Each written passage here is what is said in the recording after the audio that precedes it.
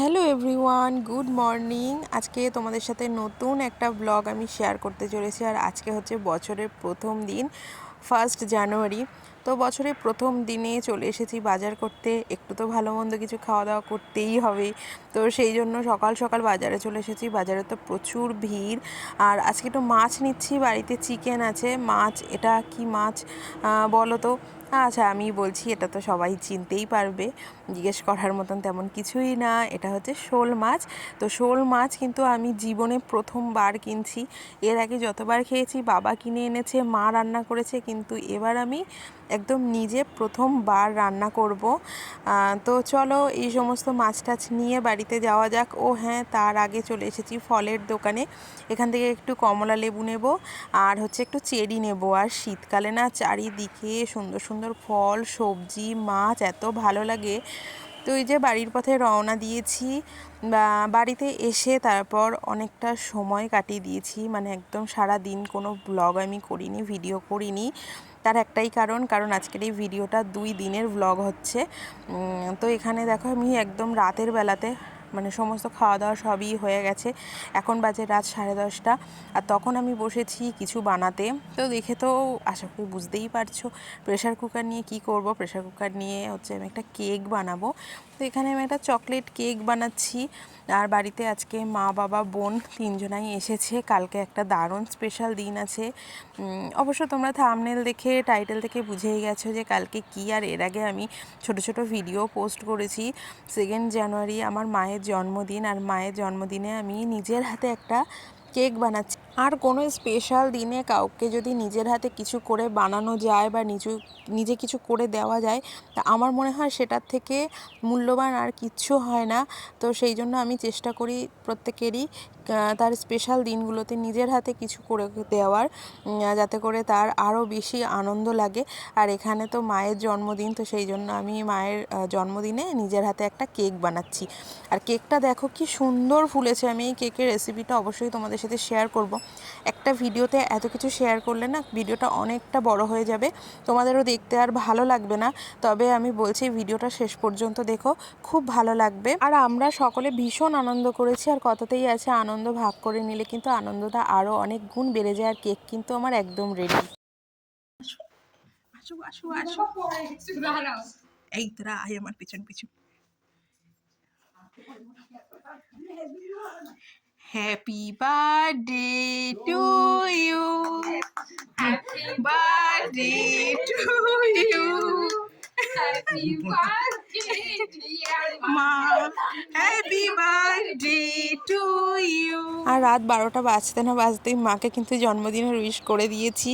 আর মা তো ভীষণ খুশি, আর বাবা তো এখানে আরও বেশি খুশি হয়েছে মায়ের থেকে।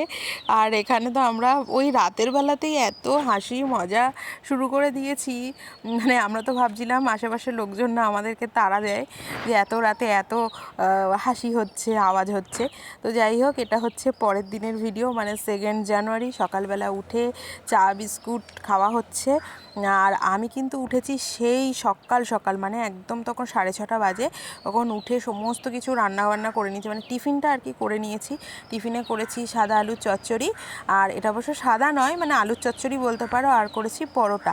আর এখানে সমস্ত কিছু কুটনো আমি কুটে নিয়েছি, কারণ রান্না করতে গেলে বিশেষ করে অনেকগুলো পদ যখন করি, তখন না আমি রান্নাবান্নার সমস্ত কুটনোগুলো একসাথে করে রাখি। করে রাখলে আমার রান্না করতে অনেকটা সুবিধা হয়। আর এখানে সবার আগে যেটা করে নিয়েছি সেটা হচ্ছে চাটনি আর পাঁপড় ভাজা। কারণ পাঁপড় মানে প্রত্যেকবার না হয় কি লাস্টের দিকে আর করা হয়ে ওঠে না, মনে থাকে না সময়ের জন্য। আর এখানে শোল মাছটাকেও নুন হলুদ দিয়ে মাখিয়ে রেখেছি। আর ওখানে বসিয়েছি প্রেশার কুকারে ডাল সেদ্ধ, মানে মুগ ডাল করব ভেজ ডালের জন্য। তোমরা যে দেখলেই যে ভেজ ডালের জন্য সমস্ত কিছু কেটে রেখে দিয়েছি। আর এখানে টিফিনটাও করে নিচ্ছে একদম 9:30 পৌনে 10টা মতন বাজে তখন। তার মধ্যে কিন্তু আমার এত সব কিছু একদম করা হয়েই গেছে। মায়েরা উঠেছে ঘুম থেকে তখন 7:30 8টা মতন বাজে। আজকে প্রচণ্ড ঠান্ডা ছিল। মা তো উঠে দেখে অবাক, বলছে এত কিছু মানে কখন করলাম। তো মাকে কিচ্ছু জানাইনি, আমি তো মানে একা একাই উঠে সুন্দরভাবে সমস্ত কাজ আর কি করে নিয়েছি। আর আমার না কাজের সময় কেউ যদি আমার ধারে পাশে থাকে, অতিরিক্ত যদি কেউ কথা বলে, মানে অনেক সব কিছুর মাঝখানে নাকি করতে গেলে না আমার সব গুলিয়ে যায়, মানে করে উঠতে পারি না। আমার না খুব মানে ডিস্টার্ব হয় আর কি। জানি না, এটা হয়তো তোমাদের অনেকের খারাপ লাগতে পারে, তবে আমার এটা মনে হয় একা একা কাজকর্ম করলে মানে এতগুলো যেহেতু রান্নাবান্না হচ্ছে, তো সেই জন্য আমার কিন্তু খুব মানে ভালোভাবে আমি সবটা করতে পারি।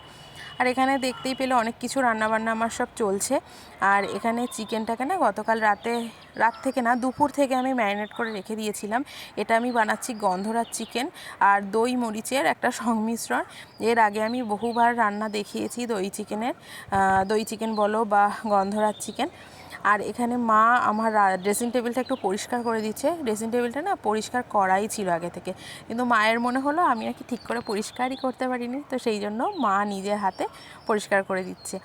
আর এখানে বোন আমাকে একটু হেল্প করে দিচ্ছে।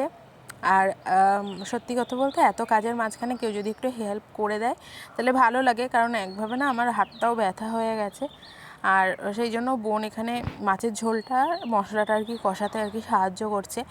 আর রান্নায় তো মানে মশলা কষানোর উপরেই রান্নার স্বাদ আর কি ডিপেন্ড করে। এখানে দেখো শোল মাছের ঝালটাও কিন্তু আমার একদম রেডি হয়ে গেছে। আর এখানে সবার লাস্ট আমি বসিয়েছি ভাত, যেহেতু শীতকাল ভাতটা লাস্টে করলেই গরম থাকবে। আর এখানে জন্মদিনে যেটা না হলে একদম জন্মদিনটা অসম্পূর্ণ, সেটা হচ্ছে পায়েস, আর সেইটা করবে হচ্ছে আমার বোন। আমরা এখনকার দিনে আর কি যতই কেক দিয়ে সেলিব্রেট করি না কেন, মায়ের মানে মা বাবার সময়ে বলো কি আমাদের ছোটোবেলা থেকেই মারা না কেক কাটতো না। এই জন্মদিনের দিন এক বাটি পায়েস আর হচ্ছে 5 রকমের ভাজা, ডাল, মাছ, এই সমস্ত কিছুই রান্নাবান্না করতো। কেক তো মানে বড় হওয়ার পর, মানে অনেকটাই বড় হওয়ার পর তখন টেকগুলো আর কি কাটার চল হয়েছে, তো সেই আর কি। আর এখানে স্নান করে এসে আমি একটু স্কিন কেয়ার করে নিচ্ছি, কারণ এত সব কিছুর মাঝখানে নিজেকেও তো একটু যত্ন করতে হবে। আর এত ঠান্ডা পড়েছে, স্কিনটা এত পরিমাণে টানে, তো সেই জন্য ময়শ্চারাইজার লাগাতে হবে। আর এই যে সানস্ক্রিনটা আমি মাখছি না, যারা একটা ভালো সানস্ক্রিন খুঁজছো তারা এই প্লামের রাইস সানস্ক্রিনটা ইউজ করে দেখো একবার, এত পছন্দ হবে তোমাদের। মানে আমি তো ভেবেছি এরপর যখন সেল চলবে আমি 2-3টে কিনে রাখবো। আর লাস্ট কয়েকটা বছর ধরে মায়ের জন্মদিনগুলো এত বাজে সময় দেখে পড়ছিল না, যে কি ঠিক মতনভাবে আমি সেলিব্রেটি করতে পারছিলাম না মায়ের জন্মদিনটা। গত বছর যেমন আমার কাকা শ্বশুর মারা গেছিলো, আমার শাশুড়ি মায়ের পায়ে অপারেশন হয়েছিল, ঠিকঠাকভাবে কিচ্ছু করতে পারিনি। তার আগের বছরগুলোতে নিরামিষ খায় যে দিনগুলো, শুক্র শনিবার, সেই দিন পড়ছিল। আর সত্যি কথা বলতে কী বলো তো, যখন মায়ের কাছে ছিলাম তখন অঢেল সময় ছিল, কিন্তু নিজের হাতে করে খাওয়ানোর মতন কিছুই পারতাম না। বিয়ের পরে যখন সব কিছু করতে শিখেছি তখন সময় সুযোগই করে উঠতে পারি না। সব কিছু মিলিয়ে মিশিয়ে এই বছরটা ছিল মানে একদম পারফেক্ট, যার জন্য আমি একদম মনের মতন করে সমস্ত কিছু করেছি। এটা হচ্ছে ভাজা রয়েছে, এটার মধ্যে আছে আলু ভাজা, আর করেছি লাল শাক ভাজা, আর এটার মধ্যে আছে হচ্ছে বেগুন ভাজা, আর এটার নিচে আছে হচ্ছে ভেজ ডাল। দাঁড়াও দেখাচ্ছি, আটকে গেছে, এই যে এটা হচ্ছে ভেজ ডাল। আর আছে এটার মধ্যে হচ্ছে ওই শোল মাছ আর আলু দিয়ে রসা, শোল মাছ আলুর আর কি রসা, এটা আমি প্রথমবার করলাম, তোমাদের সাথে এটার আমি ভিডিও শেয়ার করব। আর এটার মধ্যে হচ্ছে আমার স্টাইলে গন্ধরাজ চিকেন, মানে গন্ধরাজ বা দই মরিচ চিকেন আর কি যেভাবে করে ওই দুটো আর কি মিশিয়ে করা। আর এটার মধ্যে আছে চাটনি, জলপাইয়ের চাটনি, আর পাঁপড়টা আছে এখানে প্লাস্টিকে রেখে দিয়েছি তাহলে মচমচা থাকবে।